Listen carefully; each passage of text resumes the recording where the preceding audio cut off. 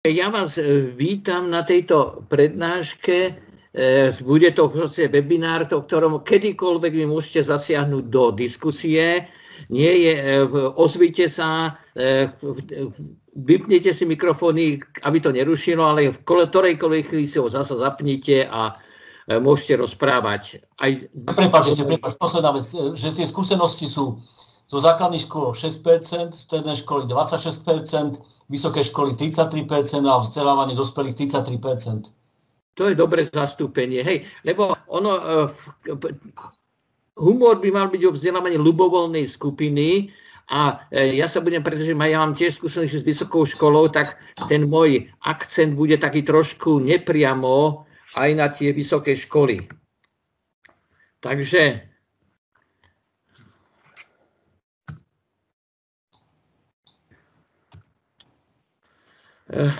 tu je vidieť, že v čom je zmysel humoru vo vzdelávaní, že to sú neobvyklé situácie, ale situácie zábavné a vytvárajú, jak sa zdá z toho obrázku, takú klímu.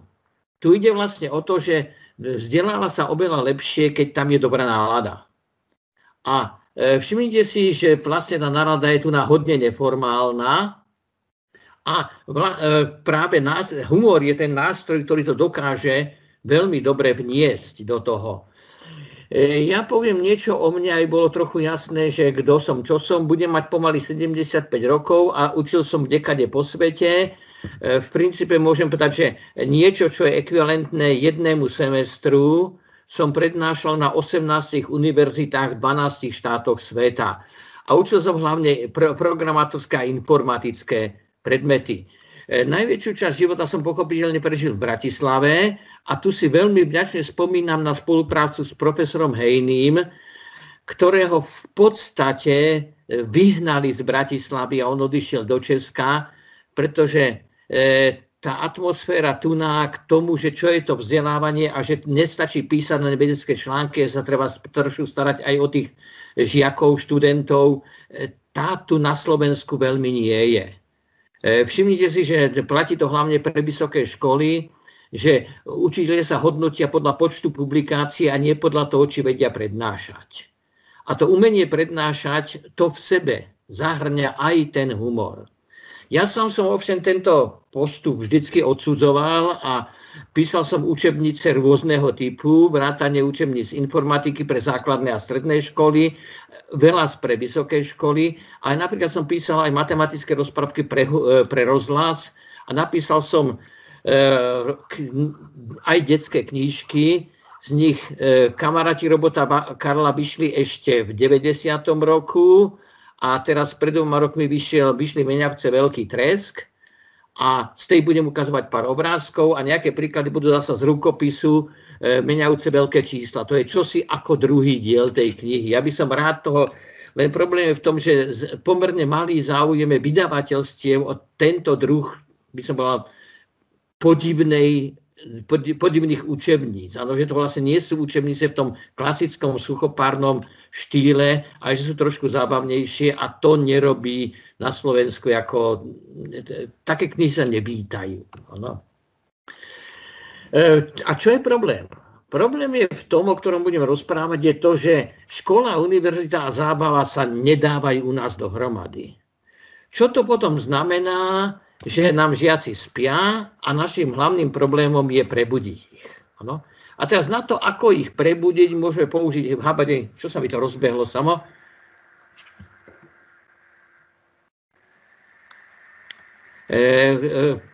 Môžete ich granátom, boxovaním, všetkým možným, skrekotom. A ja sa budem snažiť zobudiť ich humorom. Ano, trošku akože upútať ich pozornosť. Cieľom je totiž, aby tá pozornosť neklesala, akože najprv sedí poriadne a na konci už spí. Tak to je to najväčšie riziko a žiaľ Bohu, to sa v triedách stáva. Oni možno očividne nespia, ale ich myseľ je Boh vie kde a tá koncentrácia na váš výklad, na vaše rozprávanie a na objekt toho, čo sa učí, je v podstate nulová. A filozofia teda moja je, otočme to naopak. Áno? skúsme sa pýtať, čo my robíme zle. No? A to, čo my robíme zle, je vlastne nastavenie priorít. My máme zle nastavené priority.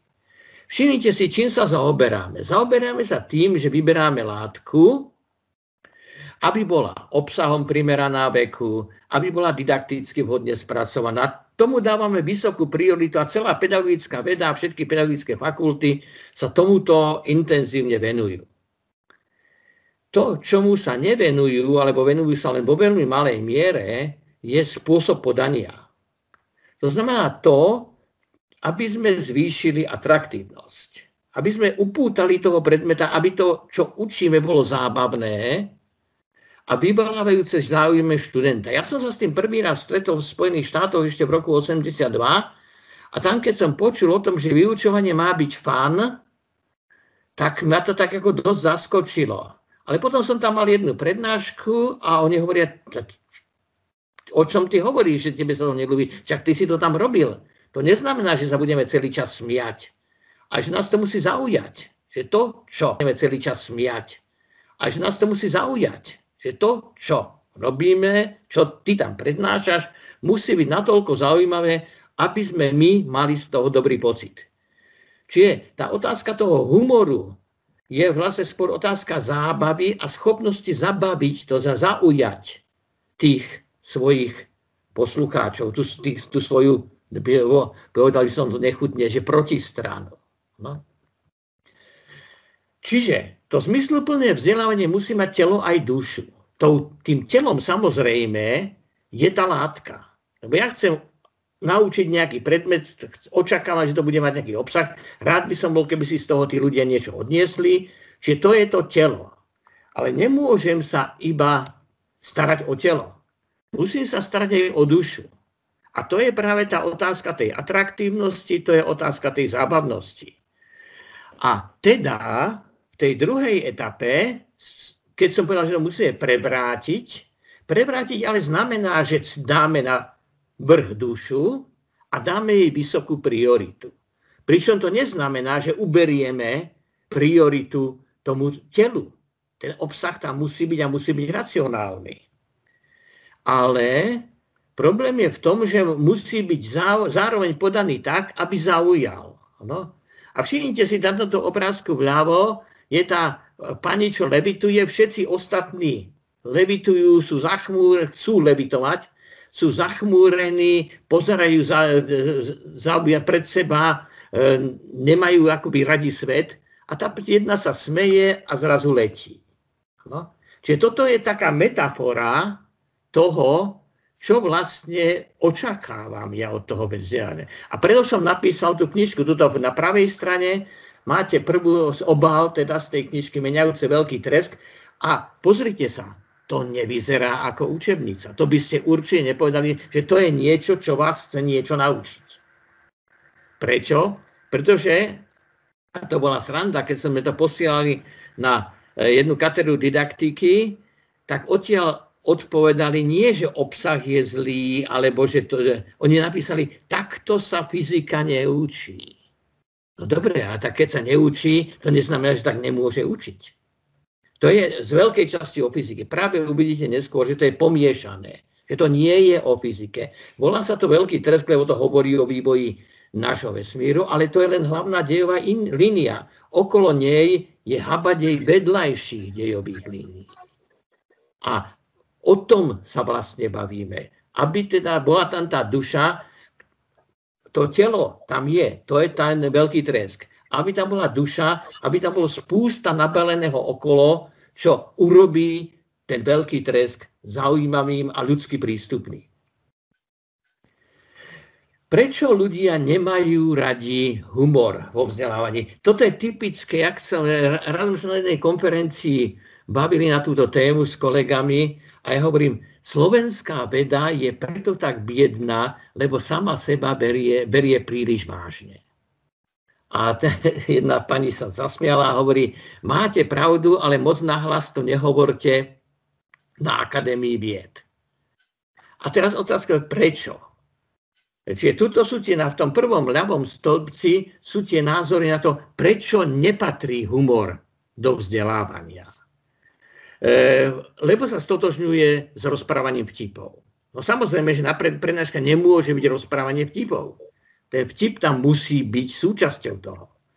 Učiteľe by nemali použiť humor vo vzdelávaní, pretože tam nemajú tréning. Ano, stand-up komici sú trénovaní v tom, a učiteľe nie sú. Alebo učiteľe by nemali použiť humor vo vyučovaní, pretože na tom, čo sprostredkujú, nie je nič smiešné. No samozrejme na je nič smiešné. No samozrejme na heliocentrickej sústave nie je nič smiešné. Ale to neznamená, že si občas nemôžeme urobiť nejaký dobrý vtip na túto tému. A použitie humoru v vyučovaní je márnenie drahocenného času, ktorý má učiteľ v triede k dispozícii. No toto už som počul tento argument viackrát a to ma ide vytočiť. Hovorím, vy radšej míňate čas tým, že do nich učíte viac a viac látky, miesto toho, aby ste im dopridali nejaký duševný oddych. Ano. Čiže tie protiargumenty, oni sú jednoduché a sú akoby jasné. Len sa musíme vzdialiť trošku, ísť o jednu úroveň vyššie, musíme ísť na úroveň tej duše, nie na úroveň toho tela. No? Keď budeme na úrovni tela, tak tam ten humor veľmi nebude mať miesto. Ale keď pôjdeme pre tú dušu, tak tam ten humor zrazu má zmysel, lebo to je proste rôzny druh situačného humoru. Ano? Ale nemusí to byť zrovna vtip. To môže byť gesto, to môže byť poznámka na okraj a tak ďalej a tak ďalej. Pravda je taká, že učiteľia nemajú tréning. No ale to je skôr argument preto, aby sme im ho nejaký dali. No, toto je jedna z možností, ako povedať, skúste to na sebe, skúste trénovať. No. Keď ho používate v dennom živote, tak prečo by ste nemohli to sem tam hodiť aj na svojej prednáške? A nezosmiešňujeme predmet. Našim cieľom nie je zosmiešniť predmet, však ja som neštudoval informatiku preto, aby som ju zosmiešňoval.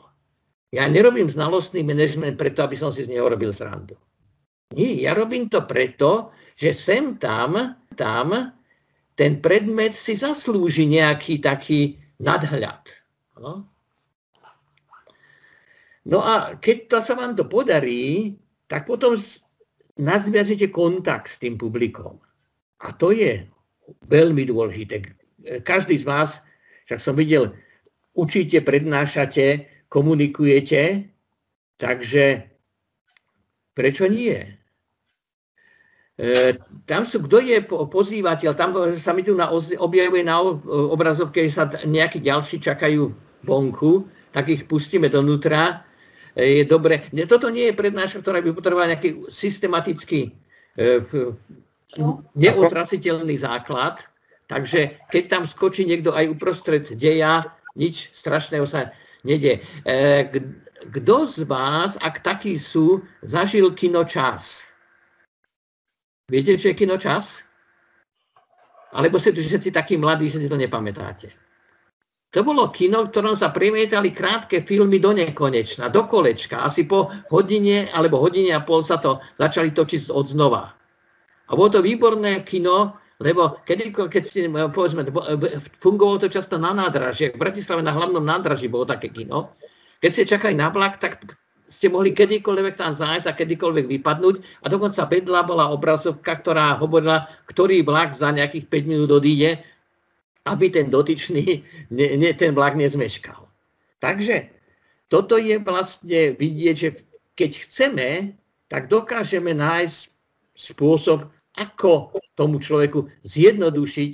Nemusel sa stále dívať na hodinky, stačilo, aby tam bolo to vedľajšie plátno, kde sa premietlo, vlak odchádza. A ako vlastne to spraviť v tej triede? Je veľa spôsobov, ja nejaké spomeniem, ale taký typický môj začiatok je kladenie takých divných, čudných otázok. Napríklad, a to je v tej knižke Meňavce veľký tresk, je otázka, čo tieto dva objekty táto natupírovaná dáma a tento mechanizmus vedľa majú spoločné. Čo majú spoločné? Majú spoločné to, že vyrábajú, že existujú na základe statickej elektriny. No. V tom prvom prípade vľavou tej dámy sa statická energia nabudí tým, že češeme vlasy hrebeňom a dochádza k treniu a teda aj k vytváreniu elektrického náboja. V tom druhom, to už je úmyselne prístroj zostavený za týmto cieľom, tam sa voči sebe trú také doštičky, kúsky alumínia, hliníka. A tým sa vyrába. A to sa potom prejaví tým, že medzi tými dvoma guličkami, ktoré tak nie je veľmi dobre vidieť, preskočí iskra. Tu na táto dáma, keď si prejde rukou po vlasoch, tak tiež tam počujete ten pukot. No, kdež sa vybíja statická elektrina. Čiže toto sú otázky a každý si vie vo svojom predmete vymyslieť takto zvláštne otázky, ktorými zaujíma, lebo dôležité je tú zábavu nerobiť násilne. Nerobiť ju proti zmyslu toho, čo chcem vysvetľovať. Alebo, aj to sa dá, otočiť to úplne na ruby a vtedy všetci pochopia, že moment, aj tu ide o nejaký nezmysel, jak ja som dal tu prvé, jak ten úvodný slajd, ja mám tiež hore nohami. No? A minule, keď som to hovoril, nechal som to tam, teraz sme sa rozprávali, ako, a sa to tam neobjavilo. Ale bol to tam na ruby a ľudia ma začali upozorňovať, že pozor, vy máte tam slajd na ruby. No ono sa to vlastne nedá, v PowerPointe to dosť dobre nejde, to musíte na obrazok naozaj tak urobiť, aj byl hore nohami. Ale dôležité je to, že čo vyvolám prvotný záujem. No? Čiže to je ten divný umelý stav, ktorý som navodil tým, že som položil akoby takú zvláštnu otázku, zvláštnu úlohu. A potom už na to môžete ťahať ďalšie úlohy, alebo podúlohy. Čo robí táto pani a prečo práve počas korony? A čo to má spoločného s tými predchádzajúcimi obrázkami? No, na tom je podstata to, že ten sprejer, ktorý ona drží v ruke, má okraj, ktorý vyvolá statickú energiu, statickú elektrinu v tých kvapkách, nabudí ich nábojom. A teda tie kvapky lepšie prilnú na povrch. Čiže nestečú, ostanú tam akoby stáť. A to je veľmi dôležité, keď to chce mať celé naozaj perfektne vydezinfikované. Aby tá látka, ktorá dezinfikuje a do ktorej vlastne pridávam tú statickú elektrinu, tam vydržala. Aby tam zostala na tom povrchu. Čiže humor cieľom nie je mať ten humor tam stále, tam vydržala. Aby tam zostala na tom povrchu. Čiže cieľom nie je mať ten humor tam stále. Cieľom je to, aby som ožíval dianie tým humorom. Aby ten seriózny výklad, a aby som vám potom vedel povedať, pozrite sa, tak jak tie vlasy tam stáli jeden od druhého, tak tu naopak chcem, aby to držalo pohromade, tak tam dám opačný náboj a bude to tam sa na tej stene držať. Takže toto sú všetko veci, ktoré sa dajú povedať zaujímavo a zároveň s akýmsi nádychom humoru. O tom, ako používať humor vo vzdelávaní, existujú dokonca seriózne výskumy. A ja som si zobral jeden, lebo naozaj sa tomu nechcem venovať rozsiahle. 12% žiakov chce, aby sa tam ten humor objavoval nepretržite. To znamená, aby to vyučovanie bola doslova sranda. Ano, ako kde sa budeme smiať od začiatku do konca. Zaujímavé, že toto stanovisko nezastáva podstatná väčšina žiakov, ktorí tých 72% hovorí, áno, on tam musí byť, ale musí tam byť často. Čiže nebude tam nepretržite, ale pridávajte ho tam pravidelne. A ešte ďalších 14% hovorí, že príležitostne, že hodte to tam, semo, tamo. A, čo je úplne šokujúce, iba 1/4% nechce humor vo vzdelávaní nikdy. Čiže toto je niečo, teraz si uvedomte, že keď toto malé percento akoby ignorujeme, tak sa v podstate nič strašného nestane. A ešte aj ty môžete byť niekedy v ústrety, hlavne v osobnom kontakte. No a tam asi ľahko odhadnete, kto je ten, kto tam nechce mať nikdy ten humor. A tomu potom, keď si budete rozprávať iba seriózne. No. Prečo to tak má byť? No za prvé, v triede často vzniká napätie. A humor je veľmi dobrý ventil toho napätia. Je to zároveň spôsob nápovede. Keď niekto niečo nevie a vy tam hodíte nejaký taký šplech, taký drobný kúsok humoru, kde to treba, poviete úplne naopak. A ak to dotyčný vie, tak mu to v tom momente chytí, jak hovoria východňari, zakapčí. Ďalej je to terapia dlhodobých stresov. Práve tí ľudia, ktorí nemajú radi, že nechcú ten humor nikdy, tak pravdepodobne sú ako stresovaní. A teda ten humor u kohokoľvek, u každého, ten stres, ktorý hrozí, u každého, ten stres, ktorý hrozí, a vyučovanie je istý druh stresu, pominie. Ďalšia vec je, že to posilňuje šiestý zmysel. Zaujímavé, takéto niečo dá dokázať, a zase to nejaké výskumy potvrdili, že v podstate vám dovolí akoby rozvíjať intuíciu. Lebo, a tu je teraz toto dobré, tu pochopíte, prečo je tu ten vzťah medzi tým telom a dušou, že do tých 5 zmyslov sa nám vojde to telo. Ale tá duša potrebuje ten 6. zmysel. Čiže keď nemám tú intuíciu, tú predstavistú schopnosť vidieť ponad to, tak ako ešte stále nechápem ten predmet. Možno ho viem odrecitovať, možno ho viem odmemorovať, ale stále ho ešte nechápem. A ďalšia vec, ktorá je veľmi dôležitá, aj pre mňa teraz už, lebo tiež veľa sedím v poslednom čase, nepriberá sa od neho. No. Takže pomáha k tomu, aby sme ako pri najmenšom si udržovali líniu. Ako navodiť správnu atmosféru? Tak je jasné, že obrázok vpravo nie je zrovna ten najšťastnejší spôsob, ako navodiť správnu atmosféru v triede. To, čo môže byť, je intonácia hlasu, úsmev, gestikulácia, dokonca aj spôsob pohybu. Veľmi sa odporúča pohybovať sa medzi publikom, čo v triedach ide pomerne ľahko, ale aj keď to nie je priamo že v triede, ale je to poslúchárem, kde sú lavice dlhé a kde ťažko sa môžete vojsť do stredu lavice, tak ísť čo najbližšie k prvej lavici. Oblečenie, že nemusí byť vždy úplne seriózne. Dlhodobý postoj k študentom je veľmi, veľmi dôležitý.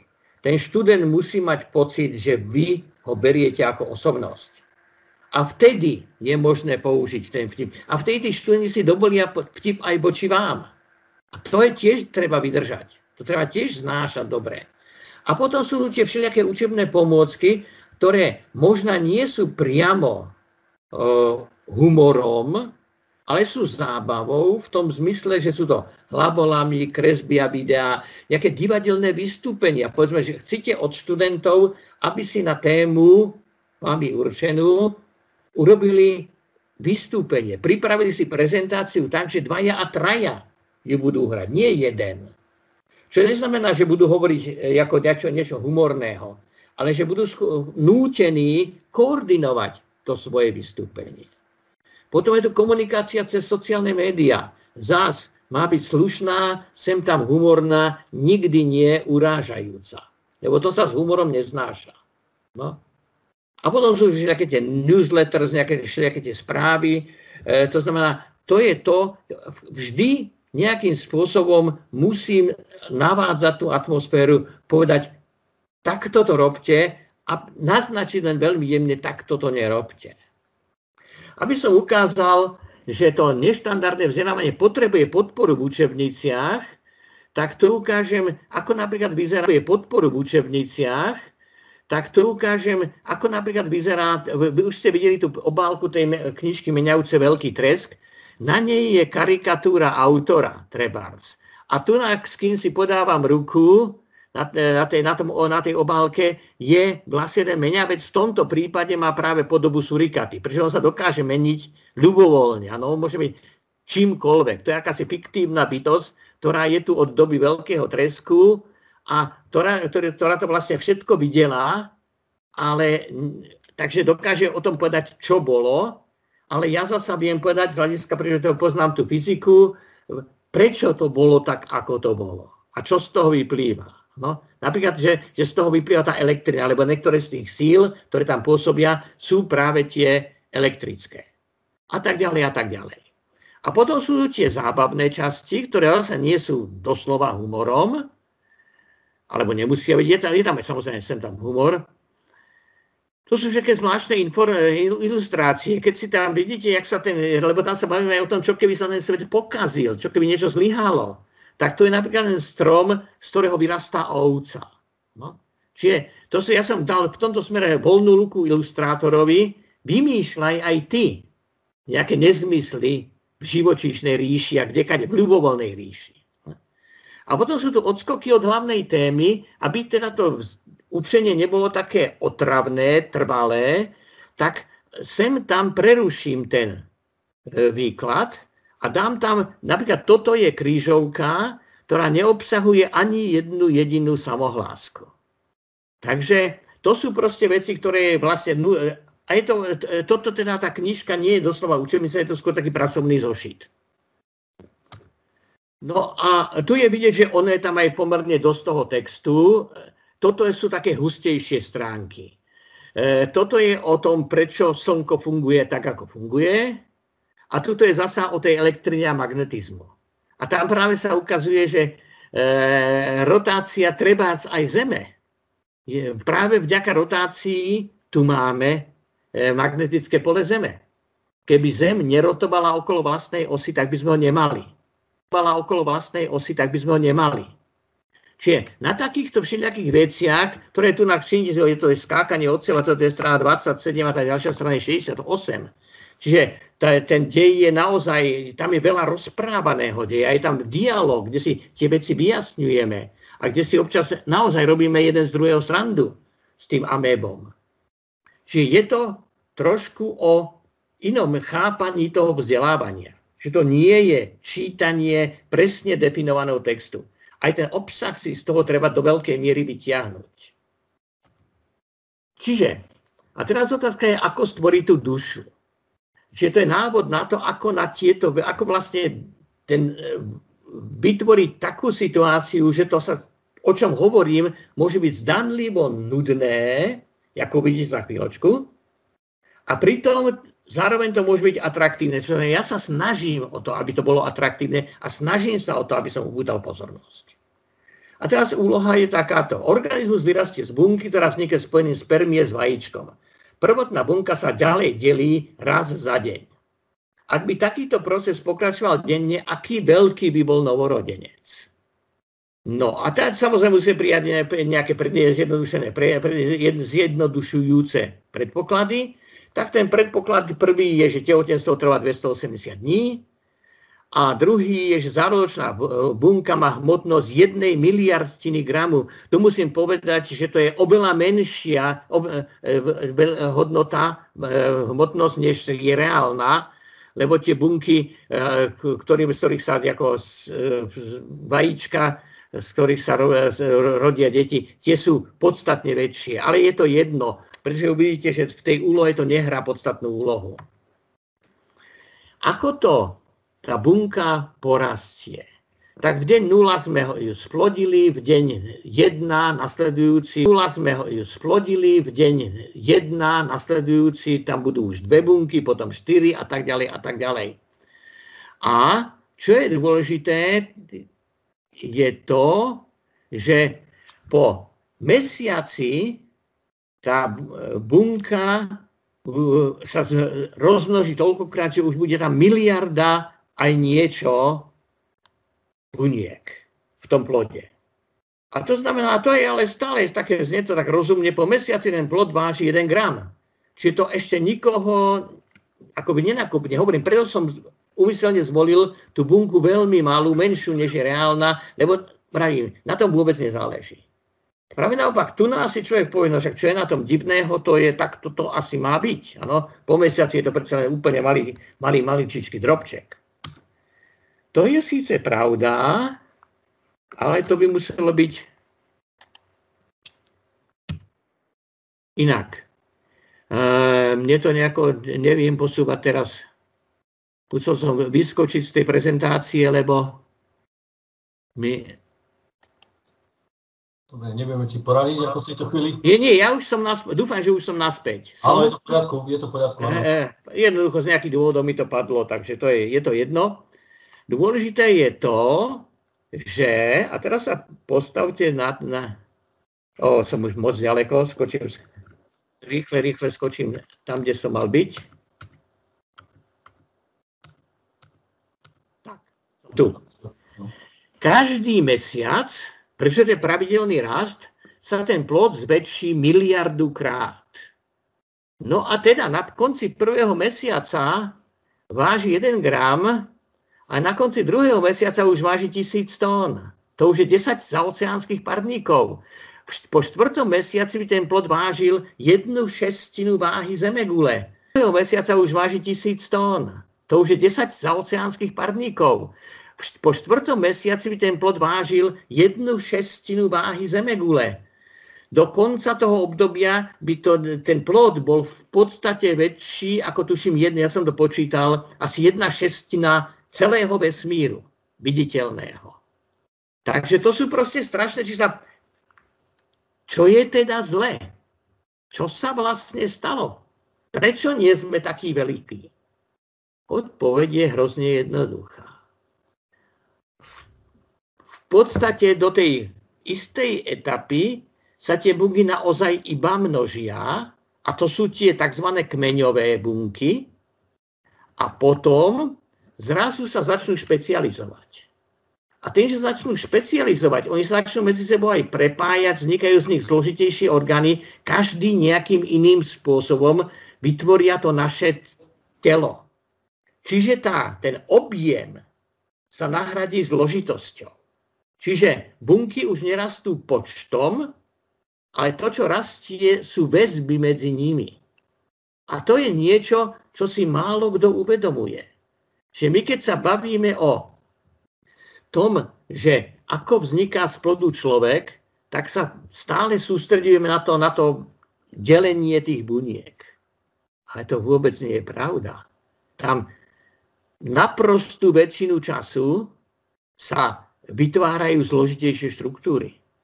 A od toho práve, či sa tie štruktúry podarí urobiť dobre, a od toho práve, či sa tie štruktúry podarí urobiť dobre, alebo nie, záleží na tom, či ten človek bude zdravý, aké bude mať choroby, a to sú práve tie genetické choroby, lebo tieto riadia, a tak ďalej, a tak ďalej. Čiže tam je obrovské množstvo skrytých závislostí.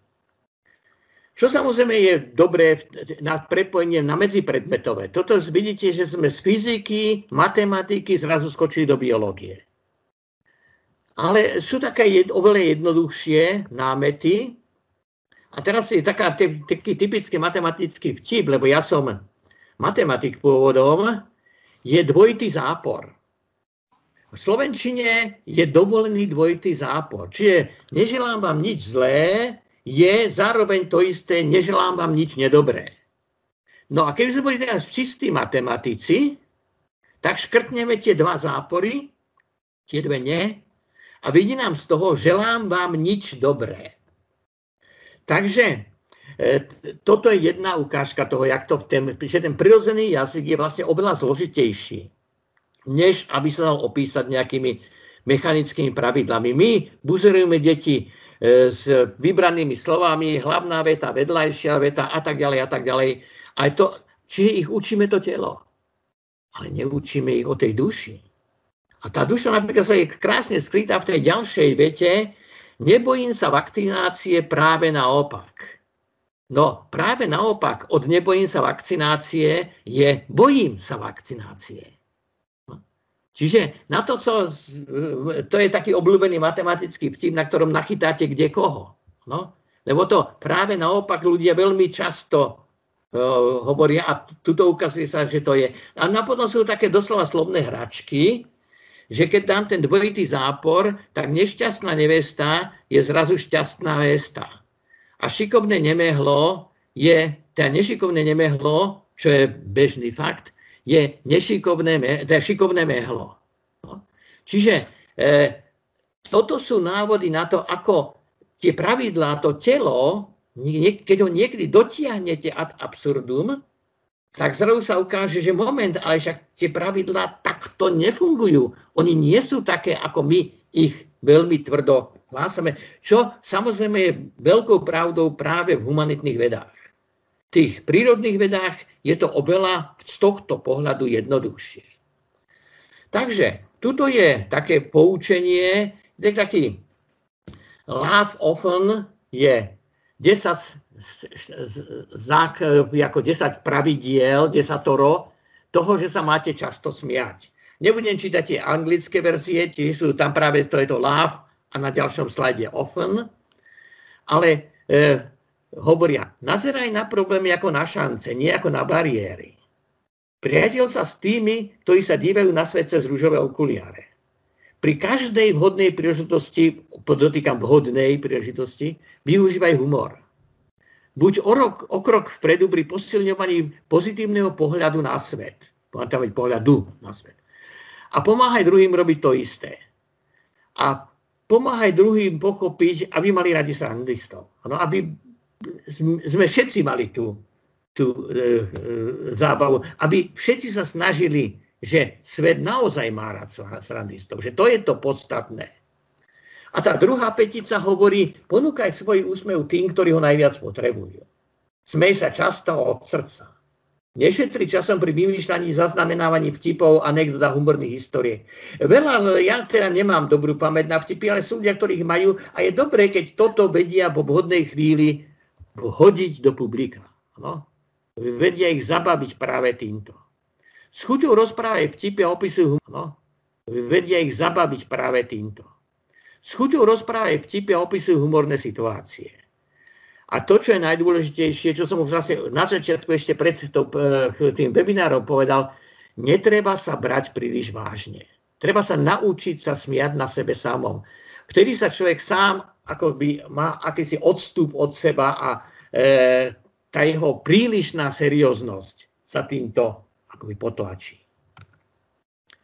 No a toto je práve to, jak tam v tej knižke robíme, že tam je tam obrovská spústa, že napríklad, keď sú tam treba dať komentár k textu, tak som tam ja nakreslený s takýmto tou bublinkou. No. Je tam moja predstava o amébovi, že je to niečo medzi veveričkou, trpazlíkom a televíznou obrazovkou. A tak ďalej, a tak ďalej. On sa dokonca na konci knihy zmení na oranžovú myš a zmizne mi, lebo tak sme sa zoznámili. Keď on robil oranžovou myšou, tak ja som ho tak práve som ho stretol, lebo som si všimol, že je niečím výnimočný. No. A tak ďalej, a tak ďalej. Čiže toto je proste tá podstata. A teda na záber sa patrí dať nejaké poučenie, takže to je to poučenie, ktoré je teraz veľmi vhodné práve pri korone. Učiteľka vraví, že si máme zajtra priniesť do školy pera a papier a zošity. Čo to je? No. A teraz ešte otázka je posledná, je akoby také posledné varovanie. Humor sa nie vždy hodí. Sú situácie, keď sa to veľmi nehodí, a to sú všetké oficiálne podujatia, obhajoby prác, atestácie, dokonca ešte je taká akože svadobný obrad. Ano? Aj to je situácia, kde sa to veľmi nehodí. Alebo vtedy, keď hodí. Alebo vtedy, keď je nejaký veľký rozdiel v spoločenskom alebo vekovom postavení, tak vtedy s tým vtipom musí začať ten, kto je v tom vyššom postavení. Ano? Ten, kto je akoby v tom podriadenom alebo podradenom, ten by nemal začínať s vtipmi. Ano? To pôsobí potom tak trochu agresívne. Podobne je to pri prvých stretnutiach s neznámymi. No, zasa. Povedzme, na prvom rodičovnom združení, typická situácia. pre rodičové združenie, nezačnite vtipom. No. Počkajte, jeden z článkov, ktoré som čítal, snil tak krásne, hovoril o vysokej škole, ale vlastne to platí pre všetku školu, ani jeden vtip pred Vianocami. Čím sa myslelo, že do Vianoc, teda tie prvé 3 mesiace, radšej tie vtipy nedávajte, mohli by ste naraziť. Ano, najprv musíte poznať tú svoju triedu, tú svoju skupinu a potom môžete. A potom sú také tie neférové vtipy, to sú vtipkové na úrok menšín alebo zdravotných postihnutí a všeličoho takéhoto. To je veľmi nešťastné. Niektorí z tých ľudí to znesú, niektorí sa budú cítiť veľmi urazení a to asi nechcete. No to asi nikto z nás nechce si vyvolať nepriateľov hneď a hlavne nie pri tých prvých stretnutiach. Opäť platí to počkať, zoznámite sa, pôjde to. A takže posledné varovanie ešte. Pred záberom, pred vašimi otázkami, tento webinár nebol testovaný na zvieratách.